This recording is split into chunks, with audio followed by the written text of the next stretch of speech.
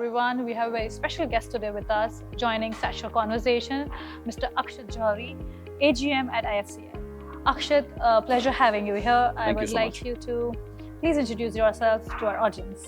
Hi, so I'm Akshat Johri. I work as a transaction advisor for an organization called India Infrastructure Finance Company Limited. I work with the subsidiary IIFCL Projects. I am into structuring public-private partnership projects for Government of India. We work with various ministries and departments. For the last 4 years, I think my work has been concentrated mostly at space, primarily working with InSpace, New Space India Limited, Department of Space. We have worked on various projects for the space sector, starting from 2022 under the guidance of Dr. Somnath, back then the chairman in ISRO. We started with the first project we did was evaluation of 11 satellites and orbit satellites, where those satellites were being transferred from ISRO to NCL. And never in India has such a project been taken before. Because, satellites are not valued in India particularly, and that was sort of something which gave us a learning in what communication satellites do. Second project was India's largest launch vehicle rocket, GSLV, also known as Launch Vehicle Mark III. We did the initial, strategy document for it, which was presented to ISRO chairman and NCL chief. We studied a lot of PPP projects because it was India's first PPP. In fact, it was probably one of the few PPPs done on a rocket.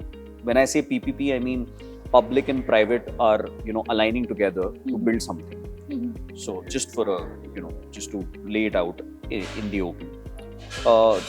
Then, of course, Earth observation PPP, which is just which has just ended, and which has been won by 4 startups: Pixel, SatSure, Dhruva, and PSI.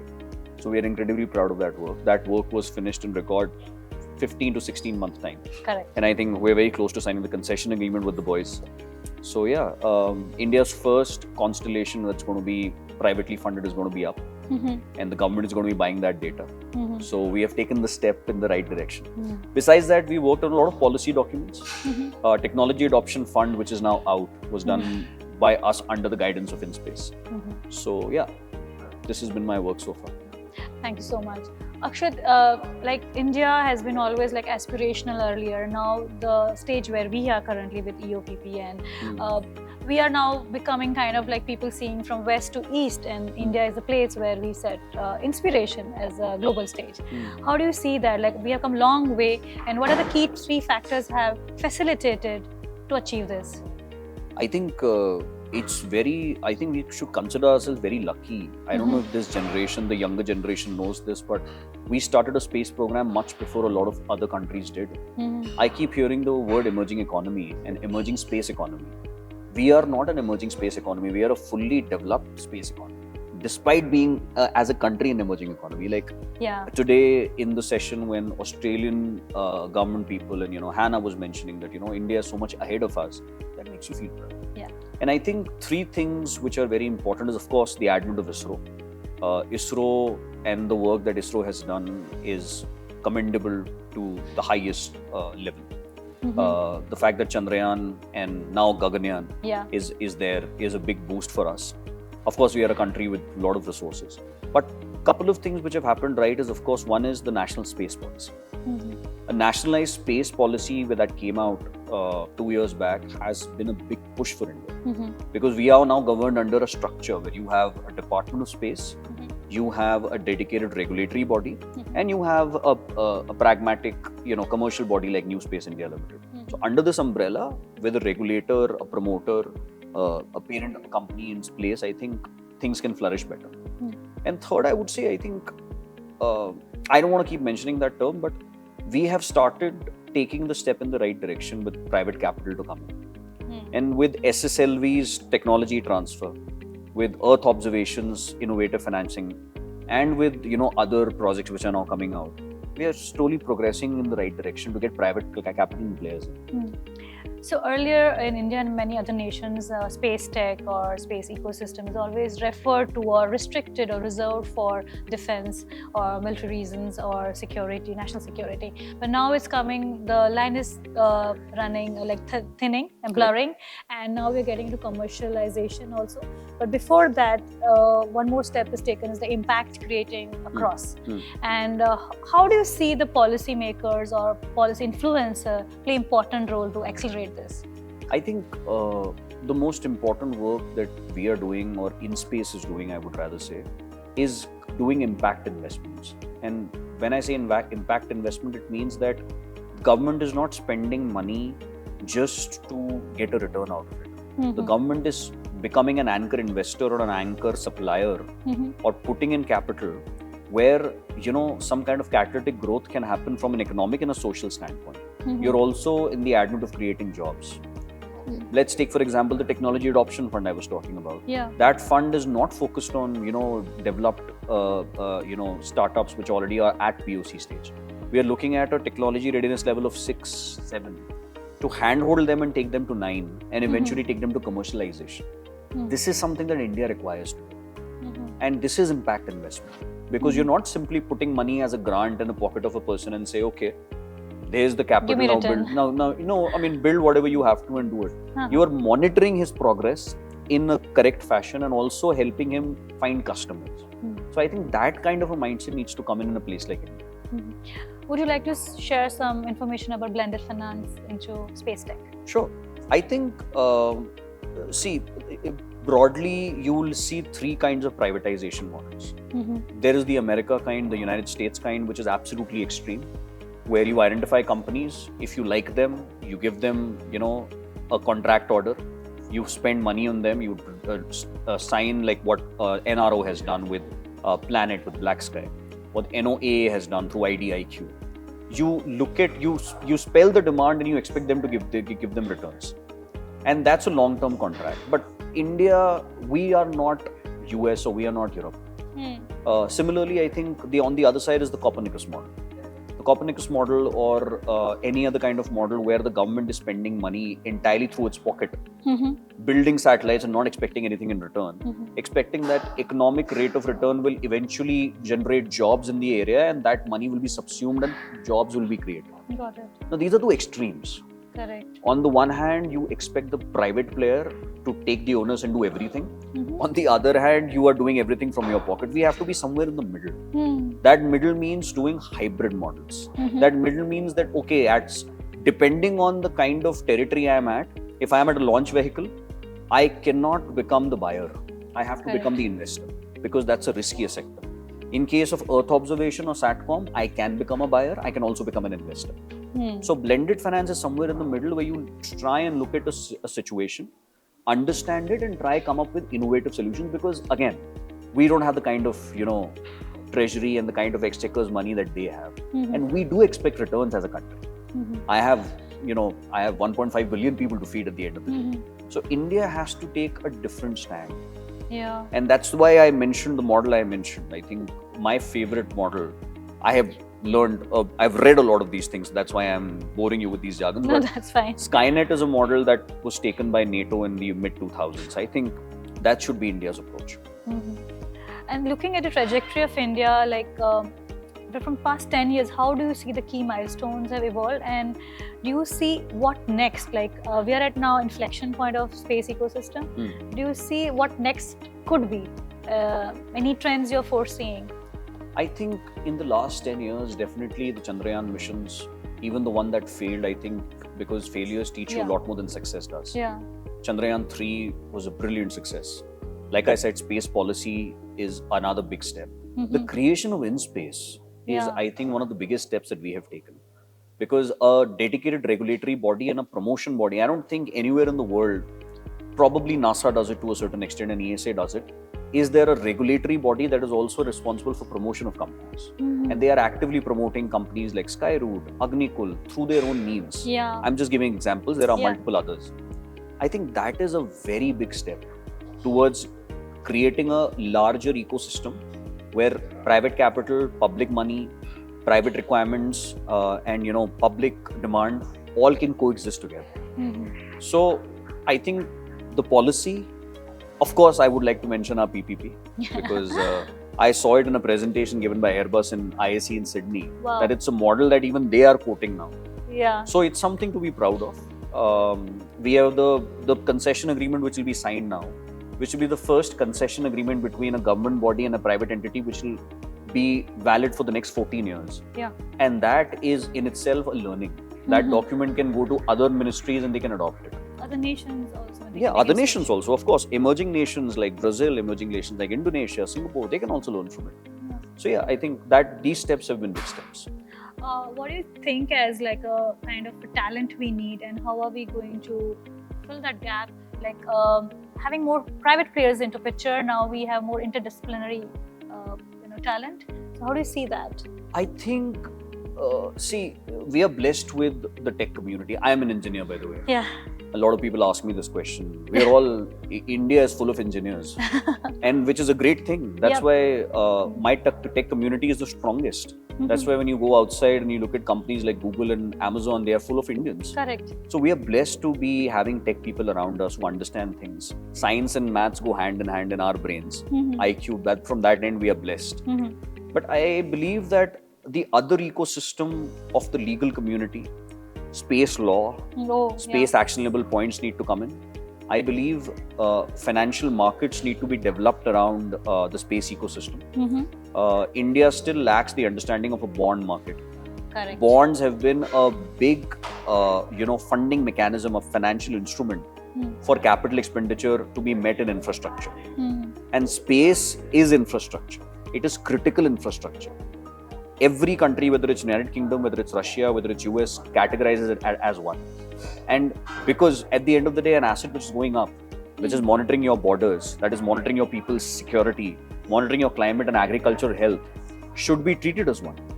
From that perspective, I think these communities need to step forward and understand it from a funding and a resource mobilization challenge. This information really have some curiosity with me. Like, do we have the space insurance something in India, and any changes need to be done there too? Definitely, the insurance market need to evolve, and I think most insurance companies sitting in India have reinsurers sitting outside. Whether it's Munich Re, whether it's Zurich, whether it's Allianz, whether it's any other. I mean, there are so many. I think somewhere they also, because outside India, the insurance market for launch vehicles and satellites is very well developed. And we have now 200 plus companies here. Yeah. Soon they'll be putting a lot of stuff up in the space, up in the sky. From that perspective, I think this entire ecosystem also needs to lighten up, because that market is ready for you to take. Correct. And insurance is significant expenditure. Whether you are sending stuff up or you are, whether you're building rockets, whether you're building satellites, insurance is required. It is a key, right? Whether that onus falls on the authority or on the developer, that is something that we can always discuss. Definitely. But definitely insurance industry is another key enabler. Yeah, and having many startup mushrooming due to a lot of accessibility and policies helping us to accelerate our growth, and there has been a lot of challenges which founders would find, like getting ROI, finding the investment, or maneuvering the client delivery. At the same time, investing in R&D and continuous improvement and innovation. So your suggestion to the early startups and for a nascent stage, what would be your suggestion to do? See, early stage startups have to have a couple of things right.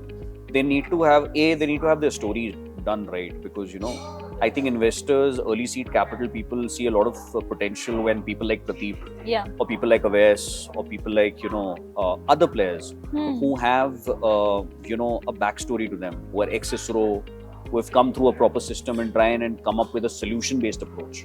Second is, of course, you need to be very clear about what kind of product are you building. That product needs to be solution oriented. It needs to have a GTM strategy which is clearly spelled out. Because no investor, whether it's a lender or an equity investor, would want the GTM cycle to be too elongated. Correct. As far as research and development is concerned, I think R&D from an investor perspective is looked at not as a favorable thing. Because research and development is like sunk cost. Correct. And it's also time which cannot be valued easily. It could be 3 years, it could be 5 years. And that's a discussion we were having in the morning, that launch vehicle market, people are showing lesser interest now because, you never know when the launch is going to be. So I think, see, for any investor, for early stage capital, I think for companies which are looking at Series A or who are looking at early stage ventures to come in, they need to have their stories right. Because backgrounds and stories sell in front of investors. Like Prateep, like Avais, they come from a background where they have, really, done their time in the trenches, as they say. Yeah. He is an ex-ISRO guy, rocket propulsion engineer, trying to build a career now into geospatial. So that's really important. Second, I think it's really important that, you have a product which is very clear and solution oriented. So that clarity needs to be there, that, what are you building? You can't be a part of a rat race. You need to be clear about what your product is going to be and what kind of a market, what kind of a TAM are you looking at? Correct. Second, I think your GTM strategy needs to be spelled out very clearly, because nothing wastes an investor's time having a convoluted GTM. It can't be 3 years and then 5 years. Your go-to-market strategy needs to be clear. When are you coming out? As far as research and development is concerned, see, investors look at it with some kind of caution, because R&D is technically, let's face it, is a sunk cost. It's not cost which is favorable, and it could be 3 years and 5 years. I mean, we were discussing in the morning that launch vehicle market, there is a lot of uncertainty even at proven tech. Correct. Because you never know when the next launch is going to be. But this is exactly where, patient investors, CSR investors, people who can probably look at, creating funds or, coming in as first loss catalytic investors. Let me just say, let me not say first loss. Let me, because I have to explain that otherwise. Catalytic investors needs to come in to get strategic investors into place. That, you know what, I am taking the risk here as an LP. A fund policy, I think, which my colleague also mentioned on the stage, is a very important strategy. Why don't you also step in? So some kind of risk mitigation needs to happen. Trust, and also this, like, could be a fund, could be a trust, could be some kind of a guarantee, could be a grant. Yeah. I think ESA is doing that. Yeah. I heard when I was in Sydney that they are coming up with a rocket launcher competition of young companies, and one of them will be chosen, probably given a grant. So this is, grant is music to the ears of an investor, or to a young entrepreneurs, company. Because you never have to return it. Yeah. Its treatment on the balance sheet is very different. It's cash that you have to sit on, and you can invest it where you want. And if it's for capital expenditure, that's like, wow. Yeah. So how do you see now, like, because in space economy, I mean, how do you see the space economy, like, as a EO data, as a data value? Do you see it's coming up like some tokenization in future, or something like we can run economies with EO data? See, Earth observation, I mean, the last 4 years have been about 3 different wars, right? 4, if I count ours. We were also in part of one. The data consumption has gone up multi-folds because of that. And most countries have understood that wars are now being fought with satellite imagery and data in mind. Drones are becoming extremely important. Yeah. Human intervention is not in the skies or on the battlefields. It's mostly done by tech. Yeah. And that's going to only grow from here. So SAR data or optical data is any which way is being consumed, because defense, consumption has gone up. I also feel, I come from Delhi. Yeah. Currently, the climate situation is not very good. So we all see the problems that, we face as a country when it comes to disaster. Yeah. Disaster management and disaster management consumption of EO data will go up in the next 5 years, for sure. I think agricultural insurance, climate insurance will go up. Because, I mean, countries which are blessed like us, which come up with a lot of produce, an agri economy, if I may say, require that monitoring to happen on a regular basis. Yeah. And even aviation industry, for that matter. One of the things that we never talk about, which is discussed today, I come from an infrastructure field. We never monitor our projects using satellite data. Why don't we? Today, India is building more national highways than any other country. Yeah. Why are we not monitoring that progress through satellite data? So that kind of, information needs to come in, and that can actually help us, mobilize projects and, fasten their, their progress. So yeah, I mean, these are sectors where I think the CAGR is going to be on the higher side. So definitely, it's a it's a positive sign. So do you think that there is more advocacy needed from the government or policymakers, or some awareness is required? I don't think advocacy is needed. I think government needs to step up and start doing program-based financing. Okay. We saw this in the renewable energy sector 10-15 years earlier, where government started coming up with renewable energy, solar rooftops, and started promoting it. Yeah. Today there are so many Pradhan Mantri Yojanas which are focused on solar rooftops, whether it's MSMEs or houses, and that awareness has come over a period of time. Correct. Their multi-development banks, MDBs like World Bank, like ADB, they give you technical assistance to conduct studies. Under that studies, you can actually come up with what kind of data you need to procure. So I think it's time departments, state departments, urban local bodies, municipal corporations have to look at program-based financing as the method of what they want. Because I can't, sitting in Delhi, decide what Assam would need or what Madhya Pradesh would need. That is something they'll have to figure out. Somebody's geospatial data would be different from someone else's. States on the borders will require probably a different kind of data than states in the middle. Right? I'm just making an example. So, yeah, I think that government coming in as an anchor customer and doing due diligence on their data requirement should be at the forefront. In space ecosystem, like what does this word like sustainability for you and for in space, like how do you see that and how we are defining it? It is extremely important. Yeah. I think the session that just happened and the fact that sustainability should be discussed at every forum, and it is being discussed, is extremely crucial.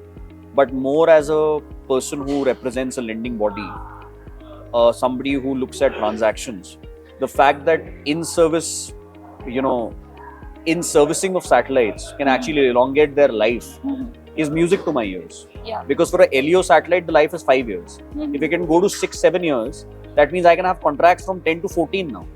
Right? 5 plus 5 to 7 plus 7. Yeah. They can go to 14 plus 14. So that is extremely good for patient capital to enter. Correct. Because my idea of investing depends on how long are your contracts with a particular client. I am in the market of debt. You need to repay my loan. It's an EMI, right? Yeah. So are you able to do that? You're only able to do that when you have sustainable cash flows. Correct. And if you can elongate the life of the satellite, that is great. Coming to sustainability, focusing on sustainability, I think debris mitigation should be discussed at every platform. There is something called the Kessler syndrome. There is a paper. Which syndrome? The Kessler syndrome. Okay. It's a paper published in 1978. Please read about it. Pretty old, huh? Yeah. Very old, and it's very relevant today because at 7 or 8 kilometers per second, if a 10 centimeter or 5 centimeter thing is flying and it hits into another satellite, it can have cascading effects. Oh. And you are sitting on millions of such components in the LEO. I mean, the lady from MIT just explained that to us. So it's high time that we start looking at it from that perspective. Yeah. And looking at this like entire cohesiveness, co-development, like what like investor looks into it, like again the Pixel and EOPP bringing them to, are we looking at more projects like that in future? Well, that's something for InSpace to answer. I would definitely want more work like that. But yeah, I'm sure they are. Because unlike other industries, right? So the space economy and ecosystem is something where we come together, right? Not like competing, like other industry it happens. So here, like we develop together, we build on somebody who has built together. So how do you see that coming? See, I think Earth Observation PPP, Earth Observation Constellation was a pilot project and it was a success. But it will, like I said, that learning will remain with us and that learning will only multiply. Because in space, what it's trying to do is create a multiplier effect. With all the schemes that they are launching, they're building an ecosystem. So definitely, I'm sure, not just with EO, with other segments of the midstream, downstream, upstream, such projects will happen. So yeah, I mean, and government will have to push procurement. Government has to be the anchor here, like how ESA is in Europe. In Europe. So it will not fly without InSpace or ISRO's intervention. Yeah.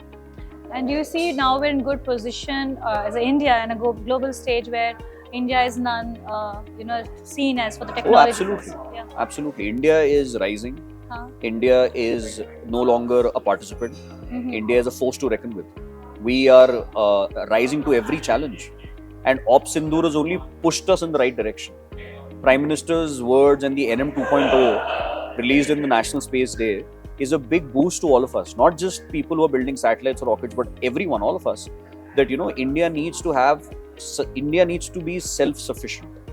That's the message the Prime Minister gave, and we should all abide by it, because self-sufficient means we will create a more economically superior India, and that is something I think we should all be focused on. Thank you, Akshat. The conversation was really insightful, and I you so want much. you to share about your today's all-through event. How was your experience for the Carbon Week, and how did you like the? Oh, I am extremely happy because I go to a lot of conferences, and I think we are still a very small community, so we end up discussing the same things. But I think it's very interesting to see perspectives coming from other side of the pool. So when you look at what Saudi is doing, when you look at what Australia is doing, UK Space Agency is doing, it's extremely heartwarming, and at the same time very enriching, because you also want to constantly learn things. Correct. And all the sessions have been extremely full of knowledge, full of learnings. So yeah, thank you so much for having me. Thank you.